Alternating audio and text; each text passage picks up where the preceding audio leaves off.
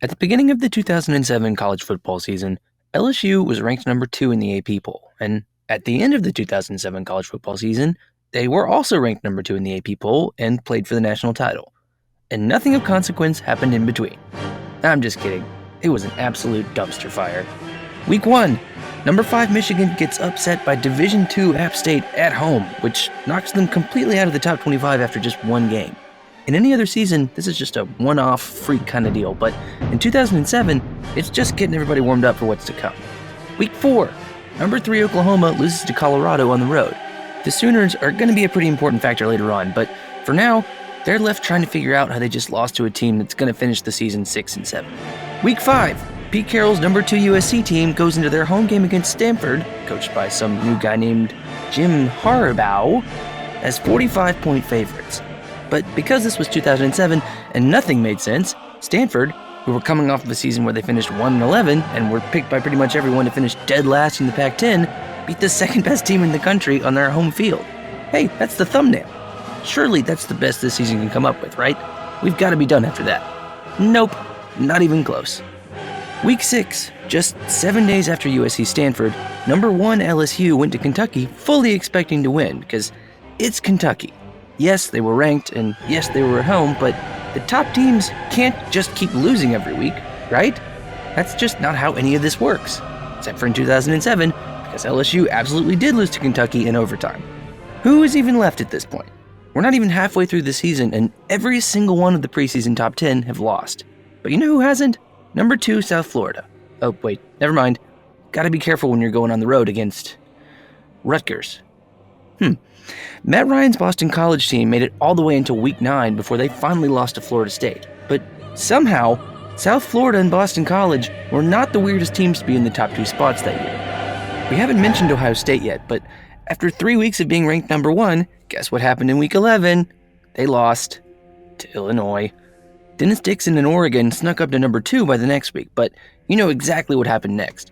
They lost to Arizona.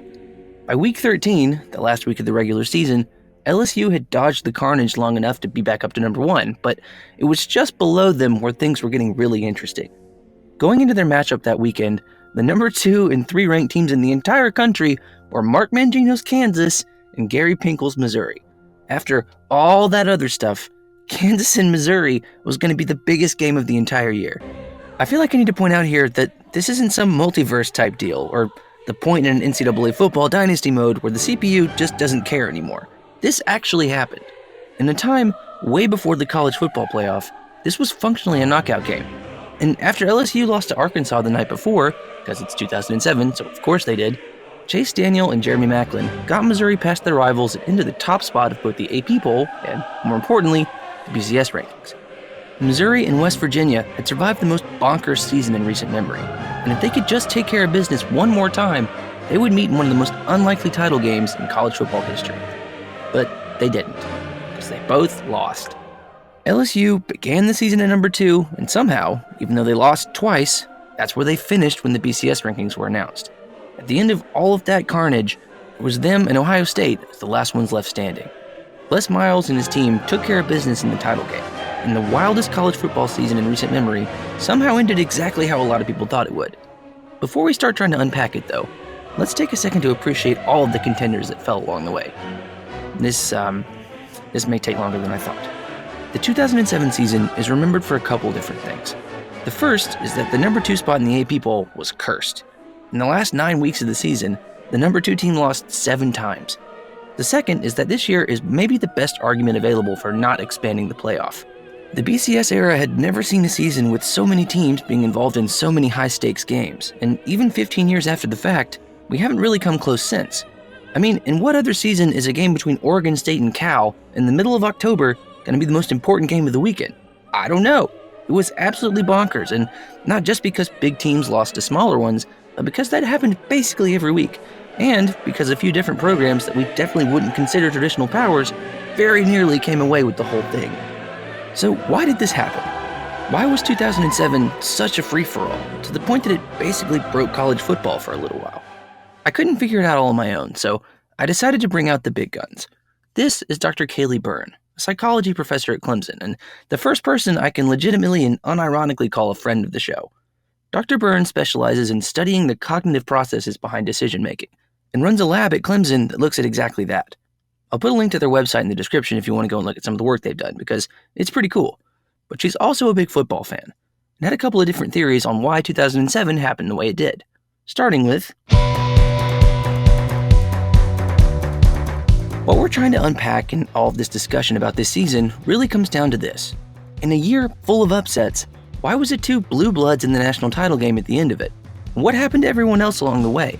The first thing to look at here is something we've talked about before on this channel. That's prediction error. It seems like common sense, but it's worth saying explicitly that not every team goes into a season legitimately expecting to be a national contender, and that can have a series of knock-on effects on their performance. Expectations and either meeting them, exceeding them, or failing to meet them can influence reward processing and motivation. If somebody, is seated lower and then they, win or beat a higher ranking team, it leads to a positive prediction error. So they did better than they expected, which leads to a surge of dopamine, and that fosters motivation. If somebody does less well than they anticipated, it leads to a negative prediction error, which kind of undermines motivation, decreases motivation. So I think that's one factor. To help that make a little more sense, let's take a look at a couple of examples. Let's pretend that it's preseason 2007 and you're Boston College. You've got a super good quarterback, and you're picked to finish second in the ACC, which, is great. Enjoy that while it lasts, but you're not even in the preseason top 25. No matter what you're saying internally, you're not really expecting to be challenging for a title unless something crazy happens. But then something crazy actually starts happening. You win your first few games, which you probably expected because you're a decent team, but then you beat a ranked Georgia Tech team on the road. That's a big win, but you're still a long way off from the BCS conversation. But then you beat Notre Dame and Virginia Tech on the road in back-to-back weeks. People really start paying attention. Combine all that with the fact that literally everyone is losing around you, and suddenly, you've gone from the potential number 2 team in the ACC to the actual number 2 team in the country. And with the stakes for every game you play in now extremely high, that puts you in a very interesting spot cognitively. Something like that could lead to imposter syndrome. Well, you have put in the work, now you are in that top position, but you don't feel like you deserve to be there. And it's like, well, I'm the best now, but I didn't expect to be. Like, of course, it's a lot of conflicting feelings, I guess, and a lot of kind of cognitive dissonance. And so then there too can be some self-sabotaging behaviors. The relationship between imposter syndrome, like feeling like you don't belong or feeling like you don't deserve something that you truly have earned, is very closely related with self-sabotaging behaviors, because there is that cognitive dissonance. I'm here, but I don't feel like I should be here. Boston College were not the only ones in that same position. Missouri, South Florida, Kansas, Oregon, none of those teams were expected to be anywhere near title contention when the season began, but as it went on, they were. And that difference in expectations and reality might help account for their poor performances in games that they otherwise might well have won. Contrast that with a team like LSU that did very much expect to be in that position, and you can see how everyone might have ended up where they did. But hold on a second. LSU also lost games they shouldn't have. 2 of them, actually, so what happened there?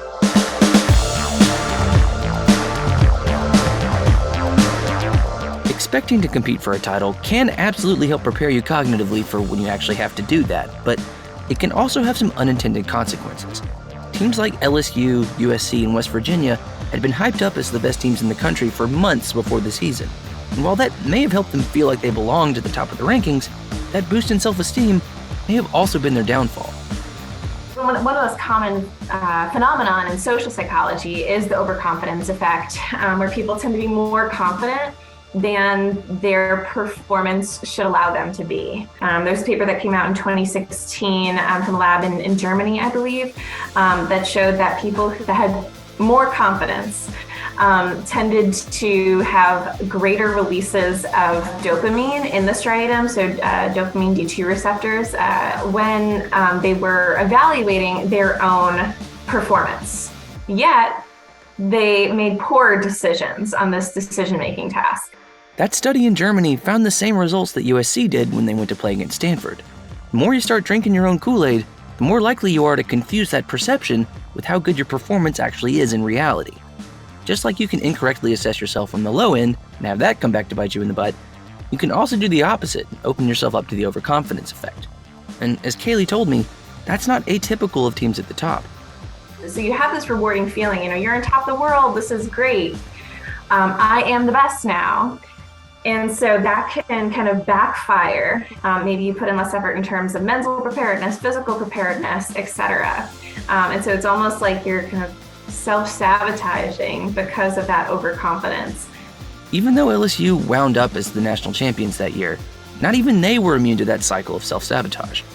Like I mentioned earlier, they lost in overtime to Kentucky and Arkansas within a few weeks of each other, which were both games that they probably should have won. The BCS rankings would definitely end up giving them some help, but aside from having a pretty stacked roster, LSU had one major advantage over their competition that any future team trying to win a title can learn from. The pressure of elite college football is no joke, especially among the teams that are legitimate contenders. The higher the expectations on you are, and the closer you get to reaching your goal, the less room for error you have to work with. And in a sport where you're dealing primarily with 18 to 22-year-olds, that can be pretty tricky to navigate. What you're looking for, ideally, is a team that can deal with that pressure by not getting too up or too down. And that's harder than it sounds. There's kind of a sweet spot cognitively that Absolutely. And also I think in terms of like how responsive people are to winning or losing, right, that is dependent on dopamine release. And so the amount of dopamine D2 receptors that a person has in their striatum can also influence how much they feel extra motivated by a win or demotivated by a loss. So that can influence their susceptibility to external events as well. So that's it, huh? Glenn Dorsey and LSU just won the lottery when it came to their D2 receptors, and there's nothing anybody else can do about it. Well, not exactly. Dealing with pressure and expectations also has a lot to do with the person's environment, and how well those expectations and the narrative around them can be controlled.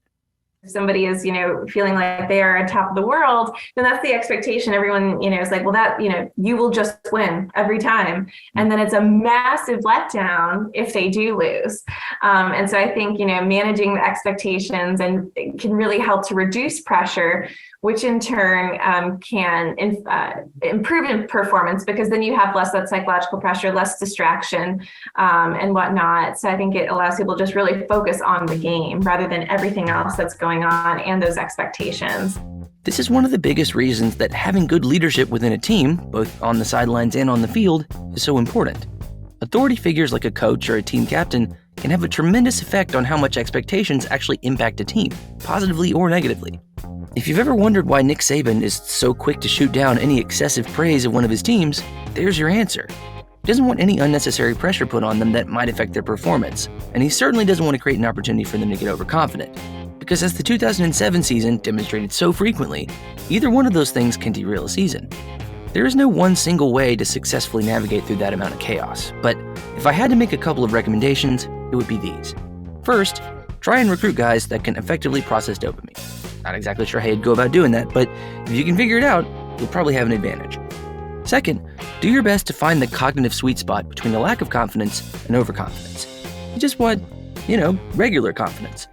That'll keep you feeling good about yourself when things get difficult, but not so good that it becomes a problem. Lastly, have leaders in place that can manage expectations to help keep things from going too much in either direction. It's one of those intangible things that people talk about without really understanding what they're saying, but in this context, leadership can have a very tangible impact on the success of a season. The story of the 2007 college football season is one of a surprisingly large group of teams attempting to manage the pressure that comes with chasing a championship. Some struggled with it surprisingly early. Some held on for as long as they could until the wheels finally came off. Some came within shouting distance of actually doing the thing, only to slip up at the last possible moment. But one team rode the wave just long enough to actually benefit from all the chaos, and despite multiple hiccups along the way, came out on top. That's the story of college football in 2007, but its legacy is being remembered as maybe the best regular season of the entire BCS era. I mean, legitimately, one of the biggest college football games of that entire calendar year was between South Florida and Rutgers, and if that doesn't tell you the extent to which this season basically broke college football, I don't know what will. It was absurd in the best way possible, but sadly, it may be the last of its kind. Whatever you think about playoff expansion, it will effectively prevent a season like this from ever happening again. Were there to have been a 12-team playoff in 2007, basically every team I've mentioned would have made it in. These incredible games that we look back on with such reverence 15 years later, or at least I do, would have barely mattered, because the teams that lost would have just made it in anyway. I don't fully buy the argument that devaluing the regular season for the sake of the playoff is the worst thing in the world, but I am reluctant to eliminate the possibility of another 2007. Because even though it broke college football for a while, it was glorious. And no matter the format that college football ends up adopting in the end, we would be lucky to ever get another season that gave us so much to think about. Where are we at in society today? Come after me! I'm a man! I'm 40! I'm not a kid! Oh, yeah, hey, sorry. This also happened in 2007, and it just didn't feel right not putting it in here somewhere. Okay, video's over now.